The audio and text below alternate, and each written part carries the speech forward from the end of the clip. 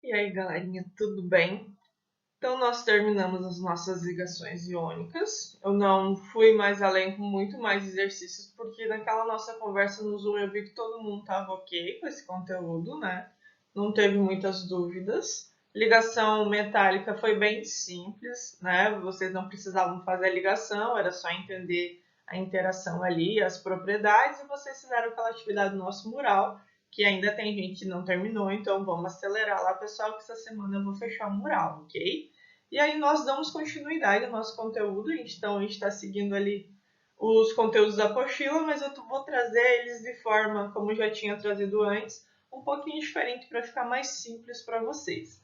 Então a gente começa hoje a ver essa parte de geometria molecular. Então as ligações, as nossas ligações químicas, a gente escrevia da forma que seria mais fácil para a gente entender. Só que a partir de hoje a gente sabe que essas substâncias, essas moléculas, elas têm uma geometria própria, uma forma, uma organização própria. Então agora a gente sabe como mesmo desenhar essas ligações e elas ficarem corretas. Então vamos começar?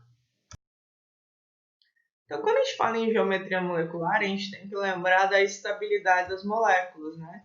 Quando a gente está formando essas moléculas, são as nossas ligações químicas, são aquelas uniões que os átomos têm por meio de ligações covalentes. Então a gente não faz geometria ou organiza a forma para ligação iônica, porque ali a gente está tratando de uma perda ou recebimento de elétrons. Aqui a gente tem que falar de compartilhamento, que é a partir do compartilhamento que se formam as moléculas. Então a gente vai falar definitivamente de ligações covalentes, né? Então a disposição dos átomos, como a gente coloca ele, né, como eles estão ligados, vai determinar as formas geométricas para cada molécula. Então vamos usar um exemplo aqui, o metano, o CH4. Como que geralmente a gente escrevia ele no caderno, né? O carbono no meio e os 4 hidrogênios ao redor, como se fosse uma cruz. Isso era o normal que a gente faz ainda, tá? Mas como que seria a forma geométrica dele? Então, isso aqui. Então, a gente tem ângulos, a gente tem posições diferentes. Essa aqui seria a forma correta de a gente desenhar a geometria do metano. Porém, ainda é difícil. Como que a gente vai ficar desenhando uma molécula 3D ali rapidão, né? Então, ainda a gente usa a estrutura plana para representar isso aqui. Mas agora vocês vão ver a geometria real de cada uma delas. Quando a gente fala de geometria molecular, a gente está falando da forma espacial e do tamanho dessas moléculas, né? É possível agora, por meio da geometria correta delas, a gente verificar os ângulos e as distâncias entre os núcleos dos átomos que estão ligados para formar essa substância nova, para formar essa molécula. Como que isso aparece para nós? Então aqui a gente tem uma geometria e aí você consegue determinar os ângulos, né? A distância e o ângulo que ocorre entre os átomos aqui do hidrogênio e do oxigênio. Então, isso aqui vocês não precisam fazer. Isso aqui, esses dados, os ângulos, eles já vêm prontos para vocês. O que a gente tem que definir é o tipo de geometria que cada molécula vai ter. Isso sim vocês vão ter que saber reconhecer, mas saber que determinada molécula tem ângulo de tal entre átomo e tal, isso já não é mais necessário. Mas antigamente se pedia isso nos vestibulares. Mas graças a Deus hoje não precisa mais, né? Porque não tem nem fundamento uma coisa dessa. Então vamos avançando. Como que a gente determina a geometria molecular, né? Ali na apostila de vocês, ele está utilizando o modelo de repulsão dos pares eletrônicos à camada de valência. Esse modelo, ele leva em consideração a quantidade de nuvens eletrônicas e a quantidade de número de átomos na molécula. Só que eu acho que esse modelo, ele é meio xarope para uma coisa mais rápida, tá? Você tem que ficar determinando a ligação, você tem que ver a quantidade de nuvens, você tem que contar os números de átomos, quantos elétrons sobram, não sobram. Então eu montei ali uma tabelinha que vai ficar mais simples de vocês reconhecerem. Então o VSEPR é o modelo que vocês têm na apostila. A gente não vai usar esse modelo, a gente vai usar um mais fácil para ficar melhor para vocês entenderem isso aqui, ok? Então, essa tabelinha, ela traz todas as formas geométricas de um jeito bem fácil de a gente reconhecer isso. Então, aqui eu tenho a quantidade de átomos, né, que participam dessa ligação, que participam da molécula, se ela tem elétrons sobrando ou não, qual é a representação dessa geometria e como que eu chamo essa forma geométrica, qual que é o nome dessa geometria. Então vamos lá, quando eu só tenho dois átomos e eu não tenho, é somente dois átomos, não importa se está sobrando elétron ou não, se eu só tenho dois elementos, dois átomos que estão se ligando, eu tenho uma geometria linear, tá? Então, se eu só tenho dois átomos, não importa se tem ou não elétron sobrando, eu vou fazer a ligação entre um e o outro e obrigatoriamente vai ser linear, né? Um está ligando com o outro. Então, essa é a primeira forma geométrica. Agora, se eu tenho três átomos fazendo ligação, eu tenho que verificar se está sobrando elétrons ou não. Então, aqui eu não tenho elétrons. Se a gente for olhar aqui, ó, 1, 2, 3 átomos ligados entre si.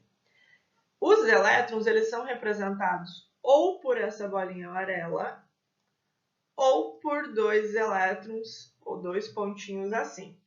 Claro que já vou fazer para vocês a representação de cada um deles, mas essa tabela é a forma geral que vocês vão utilizar.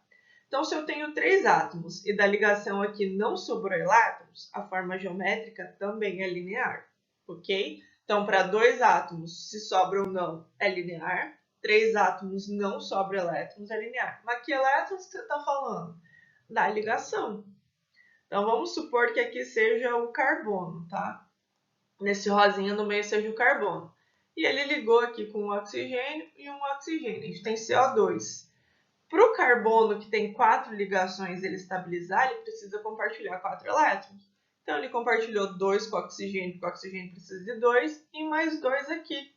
Então, o elemento central não sobrou nenhum elétron. Ele conseguiu essa sobra só de elétrons que podem ser compartilhados. Então, se não sobrou, linear. Terceiro passo, se tem três átomos, mas sobra elétrons. Quer dizer que os três átomos fizeram ligação entre si, mas aquele átomo central ainda tem elétrons que ele pode compartilhar, talvez por meio de uma ligação covalente e coordenada. Então, agora ele muda. Agora é angular. Como que muda o ângulo dessa geometria, dessa molécula? Os elétrons que sobram, eles fazem uma contração na geometria dessa molécula. Então, aonde tem essa sobra, eu tenho com certeza ângulos sendo formados. Então, se eu tenho três átomos e sobrou elétrons da minha ligação, vai ter ângulo. Então, 3 átomos sobrou elétrons é angular. Aí eu tenho 4 átomos ligados entre si, mas não sobrou elétrons nessa ligação. Todo mundo conseguiu compartilhar o que precisava e não sobrou nada. Então, agora ela recebe o nome de trigonal plana. Se eu tiver 4 átomos e sobra elétrons, olha o amarelinho aqui que eu falei para vocês. Se eu tenho 4 átomos e sobrou elétrons do meu átomo central, agora a geometria vai ser piramidal. Se eu tenho 5 átomos, sobrou ou não sobrou elétrons, eu tenho a geometria tetraédrica, ok? Então, essa tabela aqui é fundamental para a gente fazer os nossos exercícios e para entender a geometria. E agora eu vou explicar cada uma delas nessa questão de sobra ou não sobra elétrons. Quem puder, dá um print aqui que vai ficar bem legal para estudar depois.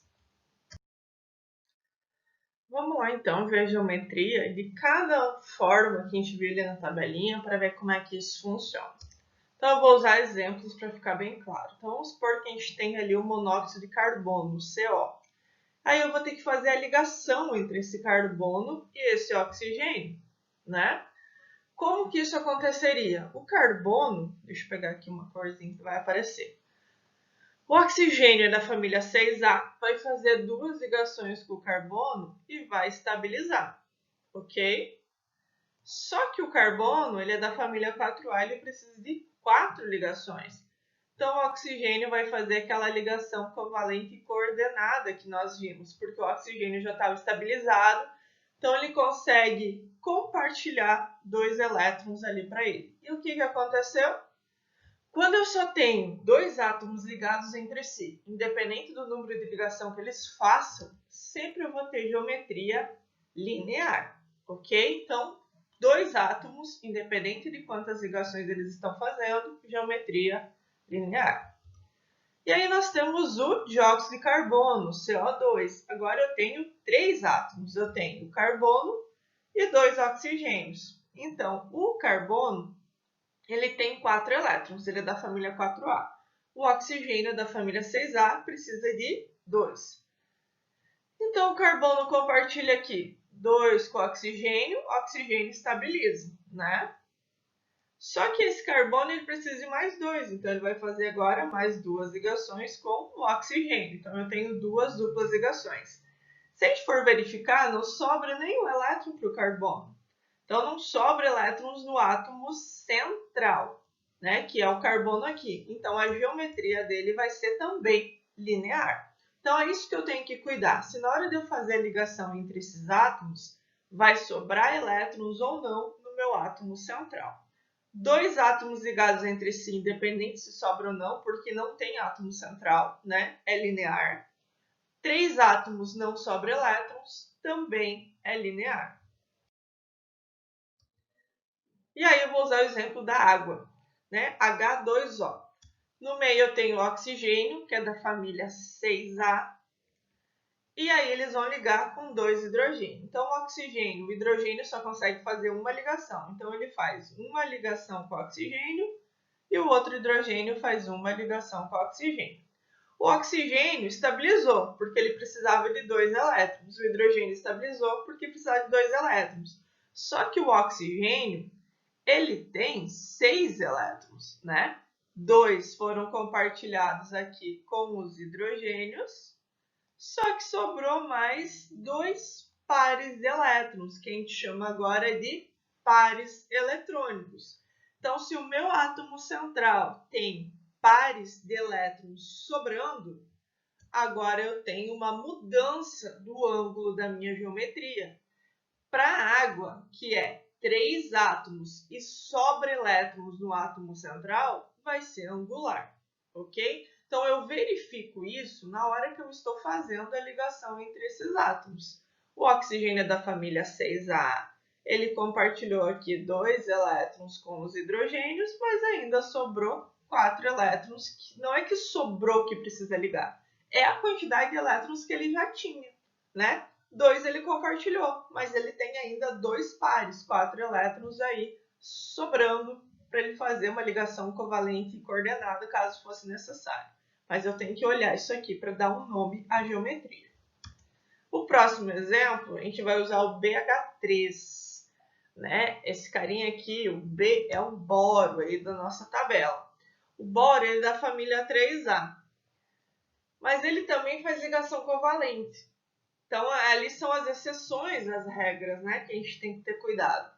O boro ele consegue compartilhar 3 elétrons e estabilizar com 6. Ele não precisa seguir a regra de 8. Ele estabiliza com 6. Então, ele vai ter ali 3 elétrons. Eu até vou desenhar aqui para vocês para ficar mais fácil. 2, 3, porque ele é da família 3A. E aí ele vai fazer uma ligação com hidrogênio, outra ligação com hidrogênio, outra ligação com hidrogênio. Então, eu tenho aqui 4 átomos. 4 átomos e não sobrou elétrons, porque ele só tinha 3. Não sobrou elétrons, a geometria agora é trigonal plana. Também pode aparecer em alguns vestibulares como triangular, tá? Então, se eu tenho 4 átomos ligados entre si, e o meu átomo central não sobrou elétrons, trigonal plana. Para finalizar aqui, a gente vai usar aqui o NH3. Então, eu tenho nitrogênio, que é da família 5A. Então, ele vai ter 1, 2, 3... Deixa eu melhorar esse elétron aqui, que tá meio feinho, né? 3, 4, 5. Só que eu tenho 3 hidrogênios para ligar aí. Então, ele vai ligar com um hidrogênio, um outro e um outro. Só que no átomo central sobrou um par de elétrons, sobrou um par eletrônico. Então, a partir de agora, nós temos 4 átomos e sobrou elétrons no átomo central. A geometria agora é piramidal. Viram como é fácil? Você faz a ligação, só que na hora de fazer a ligação, você coloca todos os elétrons que o elemento tem. Aqueles elétrons que não fazem ou não participam da ligação, se sobrar um parzinho, 2 pares, é ele que eu vou considerar para verificar a minha geometria. Então, aqui eu tenho 4 átomos, né? 1 nitrogênio e 3 hidrogênio. Sobrou elétrons no átomo central, vai ser piramidal. E aí, por último, nós vamos utilizar aqui o CH4. Né? Nós temos o carbono é da família 4A, ele faz 4 ligações. Como eu tenho 4 hidrogênios, ele faz 4 ligações diretas. 1, 2, 3, 4, aqui no cantinho. Então, se eu tenho 5 átomos, carbono mais 4 hidrogênios, 5 átomos, não sobrou elétrons, ou sobrou, porque aqui a gente não precisa levar isso em consideração, se eu tiver 5 átomos, vai ser tetraédrica. Temos mais geometrias? Temos, mas as outras elas não são cobradas nem no Enem, nem no vestibular. Então eu não vejo por que a gente verificar as outras que são bem mais difíceis, cheias de exceções, e a gente não vai utilizar elas depois, tá? Vocês sabendo essas 6 formas geométricas, vocês já tiram de letra qualquer tipo de prova.